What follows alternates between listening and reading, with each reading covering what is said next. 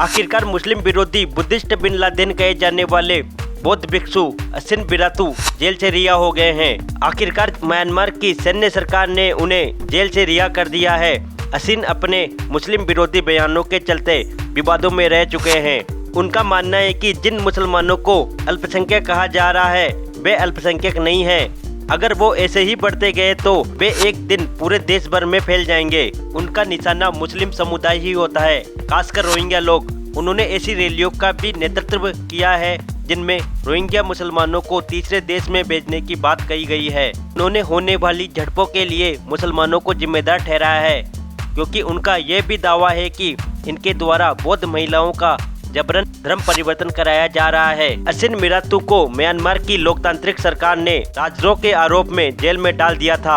हालांकि म्यांमार के तख्तापलट के बाद उन्हें जेल से रिहा कर दिया गया है। आखिरकार कौन है हसीन बिरातू? तो गाइस आपको बता दें, वर्ष 1968 में जन्मे हसीन बिरातू ने 14 साल की उम्र में स्कूल छोड़ दिया और भिक्षु का जीवन अपना लिया था। और साल 2001 में उन्होंने राष्ट्रवादी और मुस्लिम विरोधी संगठन 969 से जुड़ने का फैसला लिया। इस संगठन को म्यांमार में कट्टरपंथी माना जाता है, लेकिन इस संगठन के समर्थन इन आरोपों से इनकार करते रहे हैं। 969 से जुड़े लोग मुस्लिम दुकानदारों का बहिष्कार करने की बात करते हैं।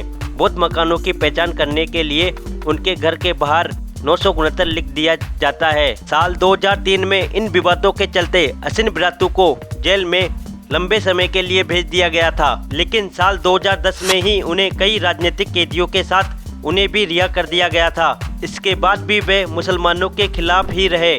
इसके बाद वे सोशल मीडिया पर काफी एक्टिव हो गए और उनके विरोध भरे भाषण काफी ज्यादा वायरल होने लगे थे। साल 2012 में रखाइन प्रांत में रोहिंग्या मुसलमान और बौद्ध लोगों के बीच हिंसा भड़कने के बाद वे अपने मुस्लिम विरोधी भाषण के चलते और ज्यादा लोकप्रिय हो गए थे। इसके बाद से हसीन बिरातू को कई लोगों का समर्थन मिलने लगा था।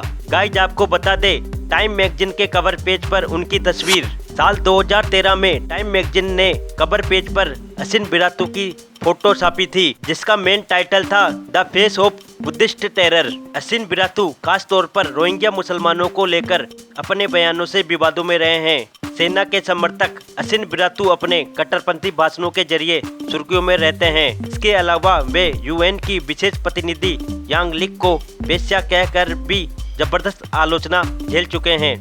लेकिन म्यांमार की सैन्य सरकार ने कहा है कि हसीन बिरातू के खिलाफ लगाए गए सभी आरोपों को हटाया जाता है।